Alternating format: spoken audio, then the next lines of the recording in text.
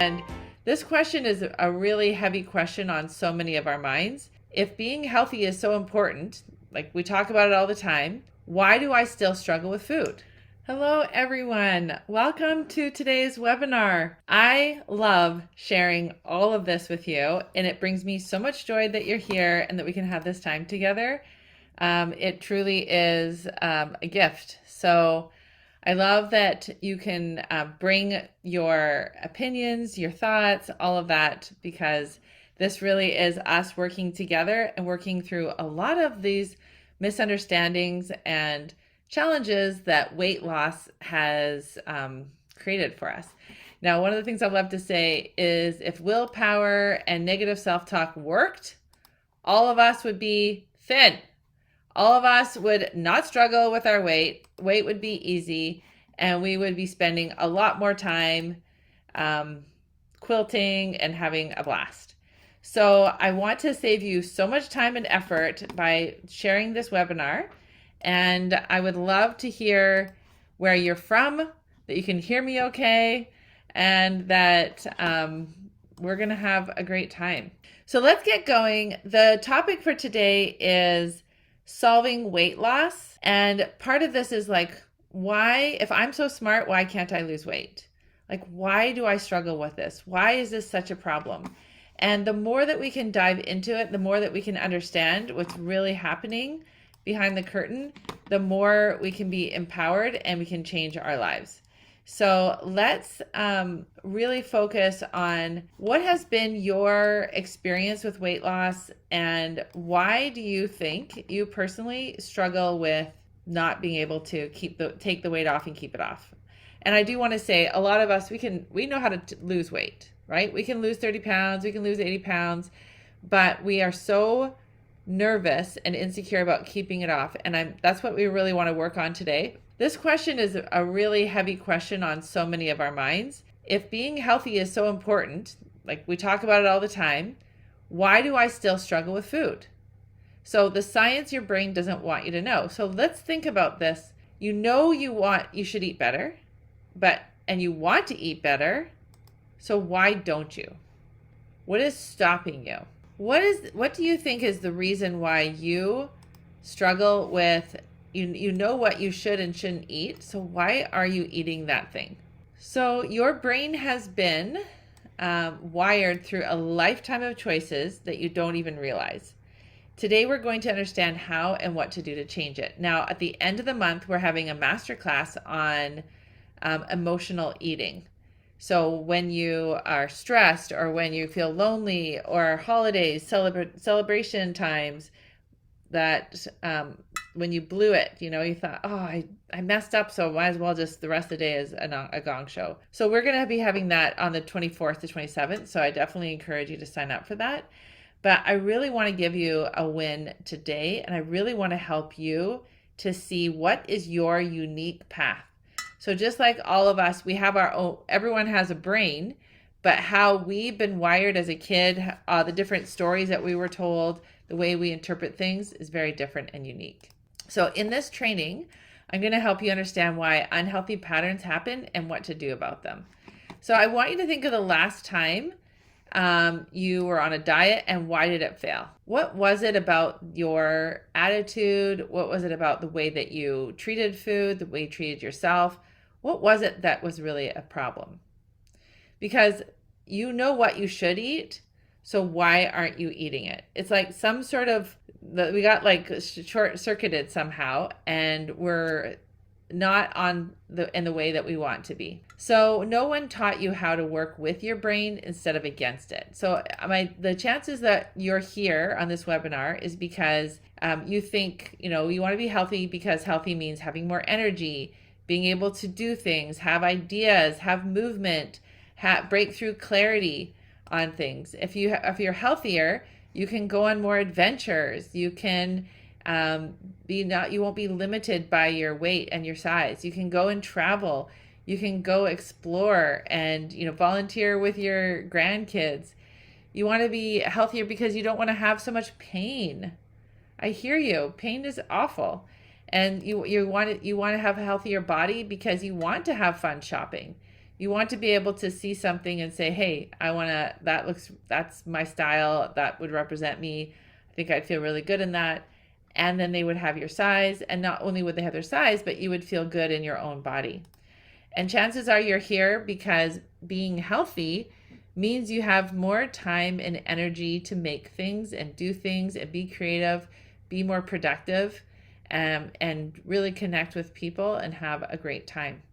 So if that's you, you're in the right place. Now, what would you do more of when your life is healthier? Would you spend more time exploring, having fun, maybe pursuing a new goal? And we're not talking just physical energy, we're talking about mental energy as well. So what have you tried before to lose weight? What are the things that you've done before? So I'm imagining we've got our Weight Watchers people. We've got our keto. We have people who tried vegan. What about Whole30 or tracking apps, Noom? What about even GLP-1s? Who's been doing GLP-1s? That's all the rage these days. So what have you done to try to lose weight and be healthy? Because there's a difference, right? We're not always talking about losing weight is about being a supermodel and being but what is it that you're doing? So what have you tried? Now I'm going to take some guesses. And if you're like, that's me, just put me in the chat, okay? So have you tried, using deprivation, you're like, I can't eat what I want until I weigh what I want. What have you tried to lose weight and be healthy? What about you use willpower? I can't have any cheat foods until I weigh a certain number. What have you tried? So proven diet. So this is someone has to tell me what I should eat, but I just keep failing. What about this? Spent lots of money on programs and feel so discouraged and say things like, clearly I can't do this on my own. What about this one? Spend lots of time on tips and tricks. Maybe I can hobble together a plan. So this is when we're researching and we just have a whole bunch of things we're doing and it just feels so crazy. What about this one? You have tried to lose weight and be healthy. You've spent lots of money on food supplements. So you say things like, well, I must have destroyed my metabolism. I need to try some new things. Or you put yourself in public humiliation to shame yourself. So you'd say, well, I got to be part of this program. And then I post my weight online and then people will comment. What about this one? You spend a lot of time researching, but not doing. I have a lot more or I have to know more in order to change. So how many of us get stuck in that research cycle? Or this one. You burn yourself out with thinking and overthinking. If I'm not vigilant, I will fail even worse.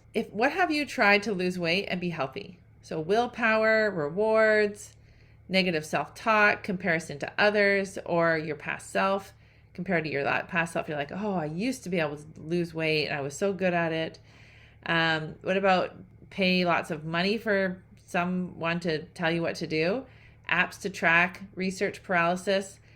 Just try harder, burn yourself out. So you are not alone. I promise you are not alone. So I help yo-yo dieters to women who now enjoy their lives and their bodies no matter what their size. I help women save so much energy because they finally understand about how their brains and bodies work together. So they're no longer playing that crazy game of trying to figure it all out. Okay. So if you want to be healthy, you try all these methods and then you ask yourself, so why has it worked for me and my clients? Or you ask me, it's like, what makes it different? So I wanted to tell you a little bit about my clients and what kind of situations and troubles that they fall into. So here's Sue. She's very smart. She was a PT, raised 3 amazing kids, and now is helping raise her grandkids. Or she lives near her grandkids and is able to be really active in their lives. And after a lifetime of dieting, she finally lost 70 pounds, and she's been able to maintain that 70 since 2021. All with the tools that she learns, and I'm going to be exposing you to some of those in this call. So here's Claudia. She was definitely a Weight Watchers galley, spent lots of time in those meetings, encouraging each other, but just, that call to frosting and sweets was just so prevalent in her life. But, she was able to really look at why was she making those choices. I don't have a before picture of Kathy, but she's dropped 60 pounds since joining and implementing the tools. She was a nurse, so she felt like, I should know better. I know about the human body. But now she's learning so much more about connecting with people, using her voice, saying what she really wants. And now it's so much fun. She's joining like so many different programs, so much more active, reaching out with friends because she knows how powerful those true connections are. And so she's not going to the Dairy Queen as often as she used to. And here's Deb. So she was an accountant. She was at rock bottom and just didn't know what to do. And she realized that the more the emotions she could look at, the better. And here's Susan, and we're going to see a few more pictures of her coming up. But one of the things that was really hard for Susan was she didn't even understand why she was the weight she was. She was so far removed from all the times that she was turning food to food and didn't even realize what she was doing. And this is the part where I just love that you're here, and I love that we can spend this time together, because no one taught you how the brain works, especially when it comes to food. So you don't have a knowledge problem, you have a thinking problem. We all know that the chocolate chips, the candies, the donuts, we all know that's not good for us. We all know it's better to have the leafy greens and the radishes and the tomatoes. So where is that disconnect? Why do we still find ourselves like a strong magnetic pull that we can't get rid of? Okay, why do you think that is? When I say we don't have a knowledge problem, we know what to eat. So let's look at the reasons why we aren't following through. What is keeping us from that? Now, traditional diets and approaches don't work because of the way you have inadvertently been wiring your brain. So today I'm going to talk some science, because what I do as a life coach is I help connect what's our brain. We're searching for truth and actual real change, understanding how the body works, so that we can create new healthy loops on autopilot to help us to be more healthy and be more successful. Okay? So let's think about when we were kids. We still actually do this as adults sometimes, don't we? So you're sad, here's a sucker. You're sick, here's some popcorn to coat your throat. You're being noisy or restless, here, have a cracker. Congrats on your accomplishment, let's get a special ice cream treat. So we all have a need to be safe. So if you don't feel safe, you feel out of control. Ooh, how does that land? If you don't feel safe, you feel out of control. And what happens when you don't feel in control? So the human need is to feel safe. If you don't feel safe, you can feel out of control. If food was used to be in control and you don't know what else to do, we're in trouble. So how many of you were taught to feel your feelings? When you were sad or having a temper tantrum, were you given a punishment? So let's make this really relatable. Now, so the human need is to feel safe.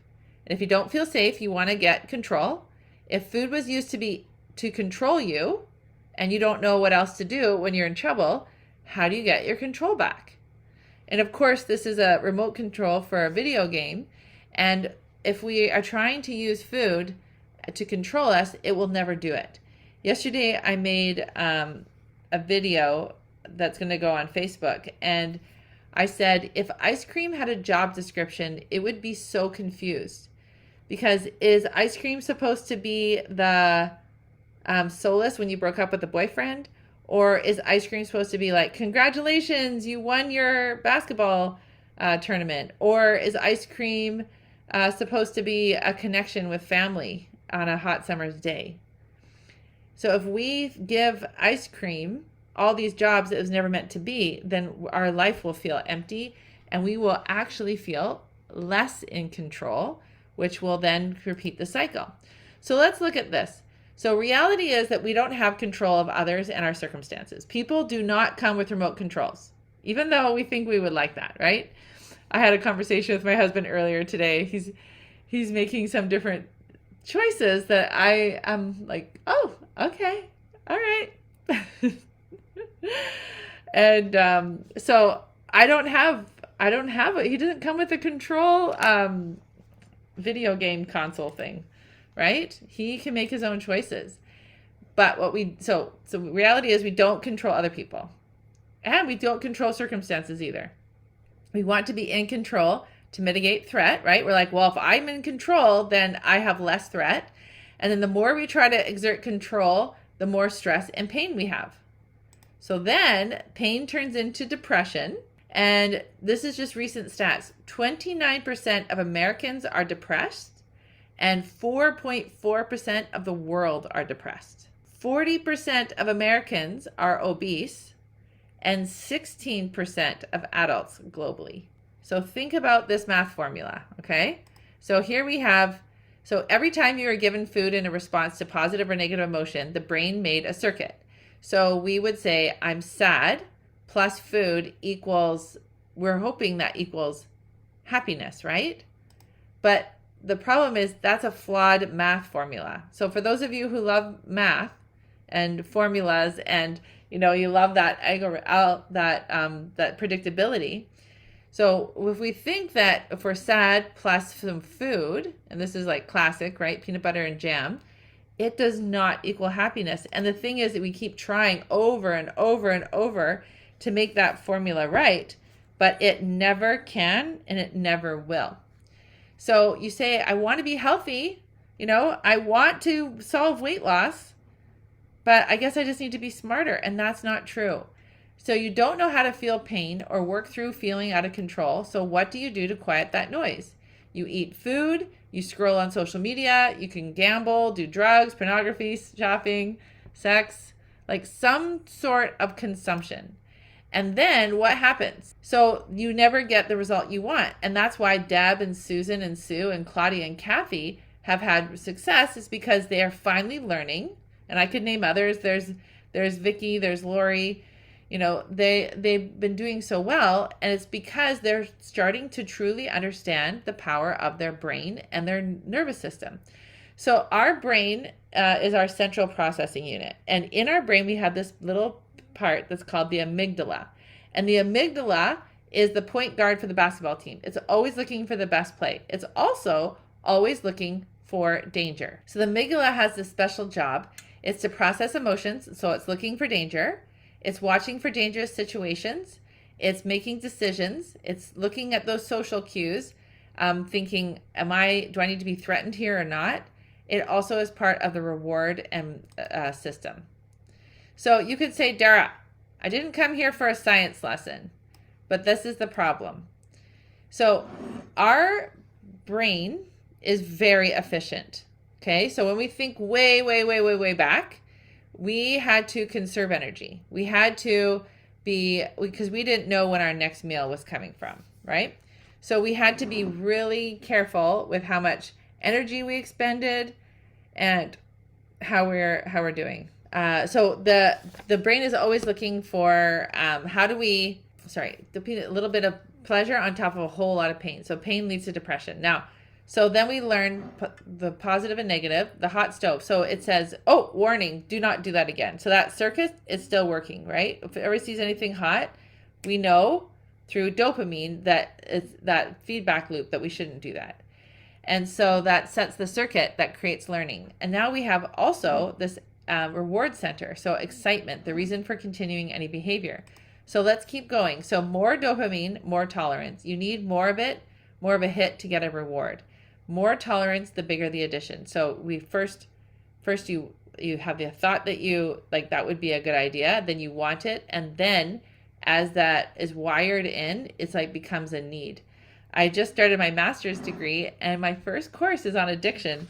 And I was watching a video today actually for my homework about this young man who was completely addicted to drugs.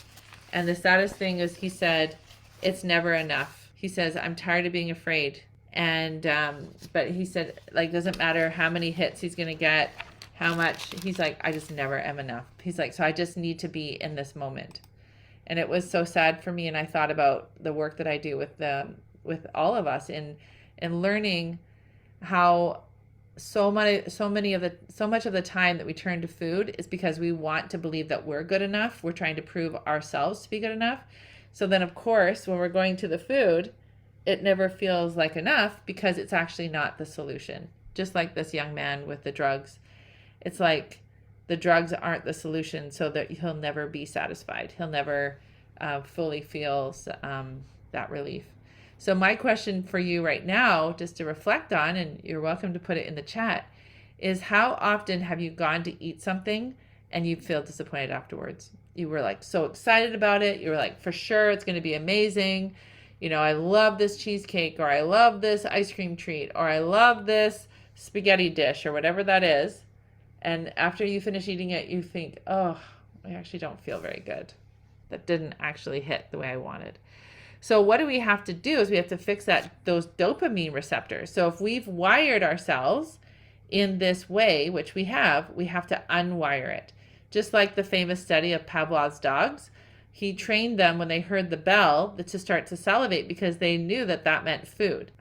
He had to unwire them. He had to not decommission. He had to unwire their thinking so when they heard the bell, they didn't automatically salivate anymore.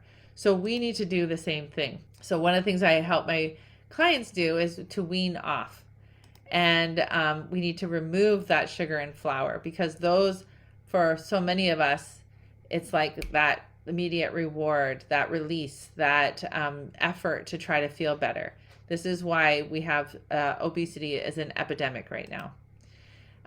So we need to start using our higher brain to plan for that sugar and flour. And then I'm curious, if you're not doing this process of detoxing, does this sound familiar to you? So it's, it's January, well, it's February. So it's like, you start strong in January, you always do. By February or March, you'll be back into some of the same old patterns. And then by spring, it's like I struggle with diet, but then, I wax and wane Monday, Tuesday, Wednesday. Sometimes I can make it to Friday, but the weekend is always a bit of a gong show. Not sure if I'm going to be able to do it. And then by summer, you'll try another approach and you found on Instagram. And then by fall, you're right back here, like right back to oh, I don't know what to do. I'm so frustrated. I'm so confused. I'm heavier today than I was before. So then what do? You spend that next couple months researching, saying to yourself, well, I'll get myself set up for January 1st. How many times have you been in that cycle? So what actually needs to happen to have permanent change? And by the way, women I work with, they can put weight back on. And in fact, I welcome that because I say, okay, well, clearly you haven't addressed some issues. Clearly we haven't really gone into what's holding you back. And so let's take the shame out of weight loss and get curious about what's really going on. So what I do with and how I've lost over 55 pounds and kept that off since 2019 is to learn the actual science of weight loss. Now, that is very confusing because there's people who are constantly saying carnivore is the way, or plant-based everything. Like it's very polarized out there, and so it's really hard to know even who to trust. But if you go to the very basic science, what we would teach in grade 5 and 6 about insulin and leptin and ghrelin and cortisol and how our hormones work, and then what are some of those hormone disruptors like omega-6s, like our corn oils and our vegetable oils, and how they disrupt the transfer of the hormones moving around, saying when we've had enough, when we feel like we're too full. And so that's really important. And then we identify why you're turning to the food. Why do you keep going there? Why is why are those chocolate chips so important? Why? And then we look at our thoughts. We're aware of what are the things that I'm thinking and how do those influence the way that I show up? And then we start to get curious of how do we want to change our story? How do we want to look at this? And then we learn to really look at our emotions, like feeling our feelings instead of eating them. And so the thing that is amazing about this process is it works because finally you see what's really happening. So just like I shared about ice cream, if ice cream had a job, it would be so confused because it doesn't know, am I here to help people celebrate? Am I here to help when people are depressed? Am I here to, like, as a companion at 10 o'clock at night?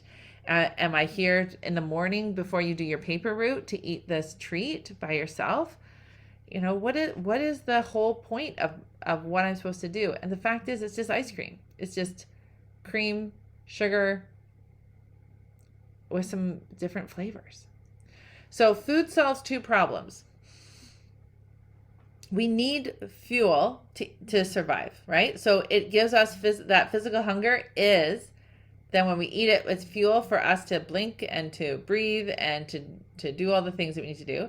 And it also is to replenish. So it's our body's way of getting those minerals and nutrients and vitamins. So we need like beta carotene, and we need protein, and we need those fats, omega-3s. Those things are really important. Fiber, so that our body, our machine, will work well. Okay, so that is the role of food. So why have we got that so mixed up? So when you stop fighting your brain and start working with it, then you can really start making change. So when you learn to think about your thinking, what happens, and you learn to feel your feelings instead of pushing away, like, I need to eat this ice cream because I don't want to feel lonely. So when you start learning this process that I help with my clients with, is that you start to learn to feel confident. Now, in order for you to change, we need some new skills. We need to apply that weight loss science. We need to understand, if I eat this thing right now, what's going to happen to my insulin? What's going to happen to my leptin? What's going to happen with my ghrelin? Even if you're on the GLP-1s, what is it that, like, why does this work?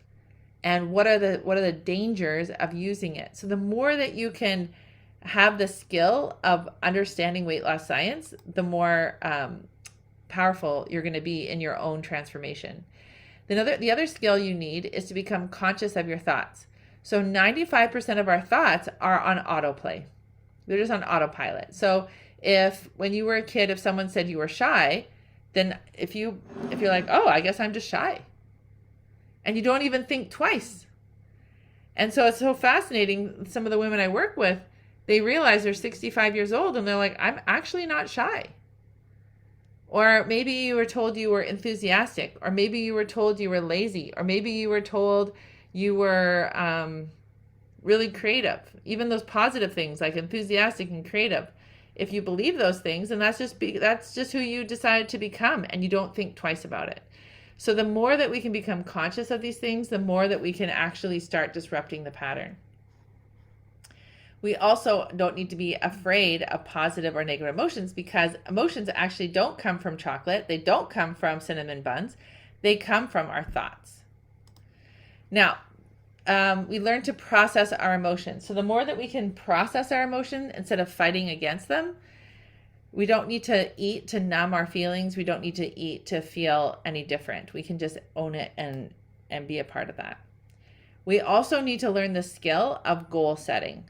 So we can, a lot of women I speak to, they're like, I don't want to make a goal because I don't want to fail. But the problem is, if you don't make the goal, you're just failing. You're guaranteeing your fail. And the thing is, the failure is an emotion. If you're not afraid of failure, in fact, one of the things that I do is I invite failure. I celebrate it because it's a symbol to me that I'm actually growing and that I'm changing. And if you think about it, anything we've ever done and been successful at, we don't do it right away. The reason we've had every success is built on a pile of failures. So the more that we can just own it, the better. So when you start learning these skills, what happens is you realize, oh, I'm not weak or broken. You give yourself permission to be a learner. And you get so much relief because you don't have to worry about having willpower or restriction anymore. You're understanding how your brain works. And so then you can actually start changing and not worry about it. Now, I love this example of the butterfly because, it starts out as this really fuzzy, chubby caterpillar. And in order for it to transform into this absolutely beautiful, delicate butterfly, it literally has to get turned into mush and then reformulate. So when you think about these skills that I just shared, what is it worth it for you? Is it worth it for you to say, I'm willing to be uncomfortable so that I can actually change and I can be who I am? Now, the problem that we've had that I really want to state is the reason why we are not losing weight and keeping it off is because we're using all of our energy into solving the wrong problem. So we only have so much mind juice every day, right? Just like our phone battery. Our brain can only hold so much information. And so if we are thinking that we are going to lose weight by spending all of our time measuring the food, looking at the calories, weighing the food, then what we're not doing is we're not looking at, why am I turning to the food right now and I'm not even hungry? Why am I expecting this food to change the way I feel? Just like with the job description of the ice cream. And so when you actually slow down and start using your energy to say, why am I turning to this food all of the time? And then you start seeing the emotions behind, I'm trying to use food to feel better. I'm trying to help myself avoid an emotion. And so I think that I'm tricking myself that if I eat this chocolate, everything's going to be okay. Well, all you're doing when you eat that chocolate or you eat the cookie is you're just putting a pause on the difficulty. After you eat the cookie, after you eat the candy, after you eat the pasta or whatever it is, that problem will always be waiting for you. You actually never resolve what's happening, and so you just keep repeating the same thing over and over, and you never transform. It's like I gave the example earlier this week, where if you really wanted to be a pilot, you're like, I just want to be a pilot so badly, you wouldn't go and take ballet lessons, expecting that ballet lessons were going to get you a pilot's license. And that's what we do with weight loss. We say, I really want to lose weight. And so then you go and you start learning how to count calories. It's not going to get you the results. Okay? So what we want is we want to have more peace of mind. We want to be calm. We want to be confident. We want reassurance. And a lot of us will say, well, when I lose weight, then I'm allowed to have peace of mind. Then I'm allowed to feel calm. Then I'm allowed to feel confident. Then I'm allowed to have reassurance, right?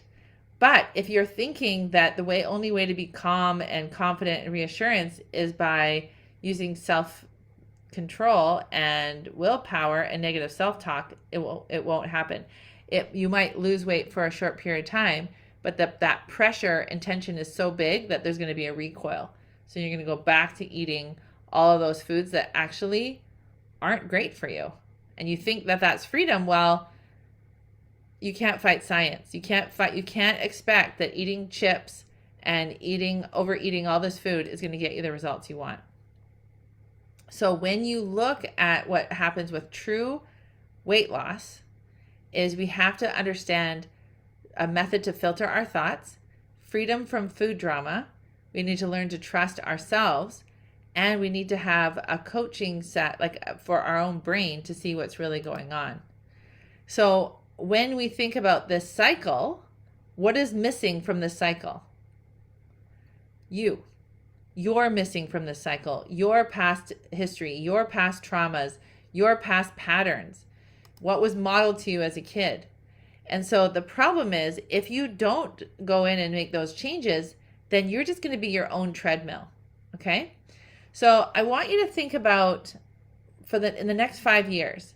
So if you have 5 more years of starting over every January 1st, or 5 more years of buying the same diet books, and programs, 5 more years of saying I'll start Monday, 5 more years of avoiding photos with your grandkids, 5 more years of sitting on the sidelines of the life that happens, 5 more years of the body carrying extra weight that's impacting your joints, your heart, your energy, and your sleep.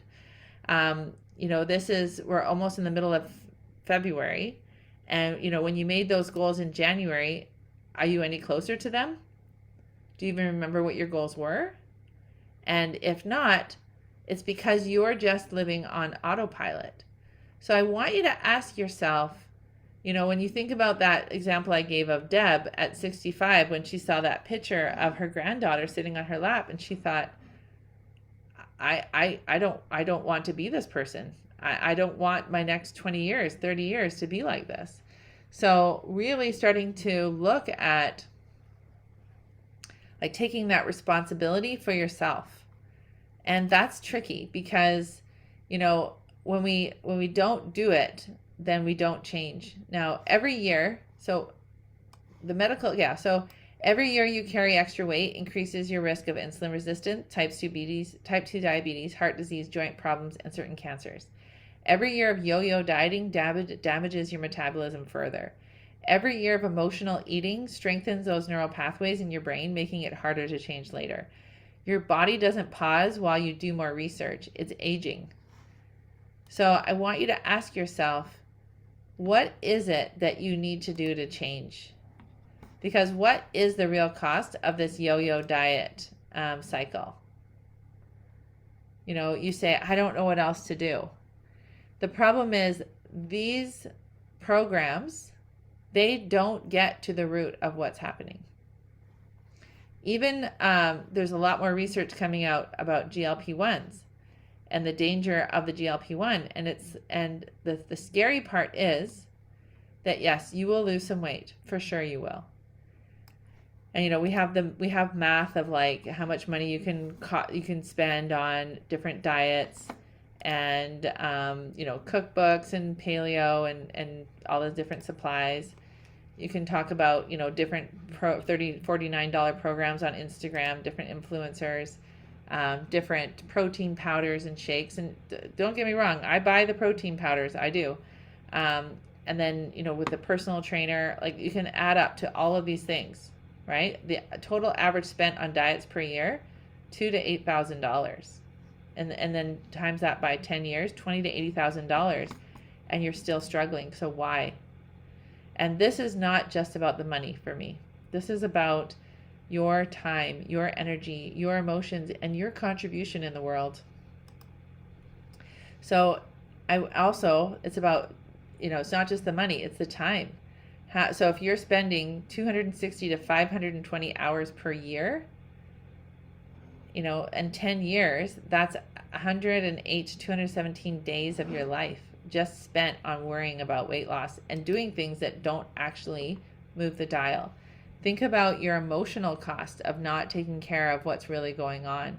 And this recent stat is the diet industry makes $72 billion per year because they're selling something they know doesn't work and has you coming back over and over. Now, the reason I'm sharing this is that I'm not doing this from like scare tactics and all of that, but I am showing the pattern and of history. And this is why we learn history in school. Well, hopefully people are still learning history in the school, is that we can learn from other people's mistakes so we don't have to make them. And when we don't take care of ourselves, we don't look at what's really going on, we are in danger of really not living the life that we want. Now, there is a knowing. We talked at the very beginning, I said we know what we should eat, right? And that's why this topic of this webinar is so important, like solving weight loss, not because you aren't smart enough. We know what we should eat, but we don't know how to think. We don't know how to process emotions. We don't know how to deal with all of this emotional stuff. And because we weren't taught to feel our feelings when we were kids, we were told to go to our room, or good girls don't cry. You don't want to cause trouble or heartache. Then we keep it all inside, and then that pressure builds up. And then how do we release the pressure? It's with food, right? So every day you spend researching another diet is a day you're not learning to feel your feelings instead of eating them, or recognizing emotional hunger versus physical hunger, or overriding your primitive brain's demands. Remember we talked about the amygdala, how it's always looking for danger, processing disappointment, boredom, and stress without food, and then trusting yourself to follow through. So the more that we can understand what really gets us to our goal, we have to learn this brutal truth. So another diet will not teach you the skills. Another book will not teach you the skills. Another podcast will not teach you these skills. And waiting till January to start fresh, or Monday, will not teach you the skills. All it's doing is putting a pause button on this inevitability. So when you actually learn what's really happening behind weight loss, that's when you can have this transformation. So my question for all of us is, what is our own unique story? So we've met Deb, and we've met Susan, and I've showed you Claudia and Sue. This is me in high school. I actually can wear this dress. Can you believe it? I wish it was a better picture. I've kept the dress. I can still wear it. That's in 1990. This is me when I was in my early 20s. I was a missionary for my church. My parents had split up, and I felt completely, my life basically was, I just couldn't believe that this was my life. And as you can tell here, I put on a lot of weight, and I wasn't even aware of how heavy I was. And so, we have this idea of the GLP-1s, and there's a lot of talk right now. One of my biggest struggles is that once you're on these drugs, it seems like research is showing that you're on for life. And as I have clients I work with who are on the GLP-1, and they are their own person. I don't want to be shaming anyone for any of this, but if history shows us well, there are no quick fixes. And even when you're on the GLP-1, the side effects of maybe with our intestine, or there's women, or not just women, men and women who are becoming blind. There's a lot of these side effects, and when we look at what's really going on with weight loss, it's a side effect. It's not about you're addicted to food. It's about you're using. In fact, in my course, I'm learning about addiction, and this definition of addiction was really helpful. Where is it? Where's my assignment? Here's my assignment. The behavioral psychology definition: addiction is a compulsive pattern of behavior that a person continues despite negative consequences. So we know we shouldn't be eating the food. We know the chocolate chips aren't going to solve it, but we're often, despite those negative consequences, often used to avoid uncomfortable emotions or fill an unmet need. The clinical medical definition is addiction is a chronic brain disorder characterized by compulsive engagement in rewarding stimuli despite adverse consequences. It involves physical and or psychological dependence, often with tolerance. Remember how I said and I shared about that boy who was like, it's never enough, and withdrawal symptoms when the substance or behavior stops. So what is your experience? How would you define your relationship, your dependency on food? And if you're taking this drug, is that helping you to resolve what's really going on for you? Now,